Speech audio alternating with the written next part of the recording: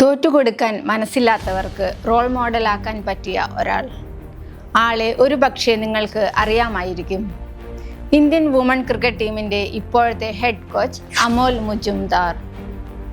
ഒരു പക്ഷേ അദ്ദേഹം കടന്നു വന്ന വഴികൾ എല്ലാവർക്കും പരിചിതമായിരിക്കണം എന്നില്ല. അതല്ലായിരുന്നുവെങ്കിൽ സച്ചിൻ ടെണ്ടുൽക്കറും വിനോദ് കാംബ്ലിയും ഓരോ ഇന്ത്യക്കാരൻ്റെയും മനസ്സിൽ പതിഞ്ഞതുപോലെ തന്നെ പതിയേണ്ടിയിരുന്ന പേരായിരുന്നു അമോലിൻ്റേതും.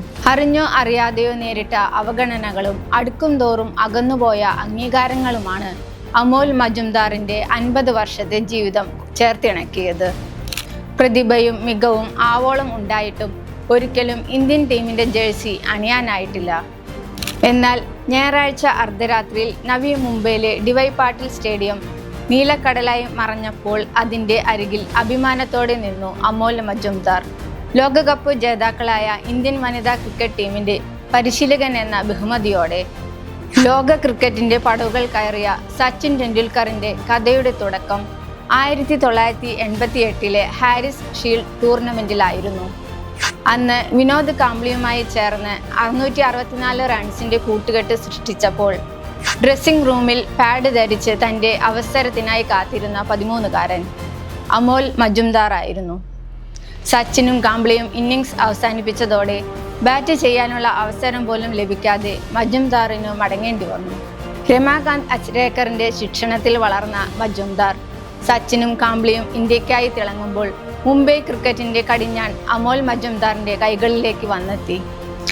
1993 രഞ്ജിത്ത് ട്രോഫി അരങ്ങേറ്റ മത്സരത്തിൽ 260 റൺസ് അടിച്ച് ആ മത്സരത്തിലെ ഏറ്റവും ഉയർന്ന വ്യക്തിഗത സ്കോറിൻ്റെ റെക്കോർഡ് സ്വന്തമാക്കി 25 വർഷത്തോളം ആ റെക്കോർഡ് ഇളക്കം തട്ടാതെ നിന്നു.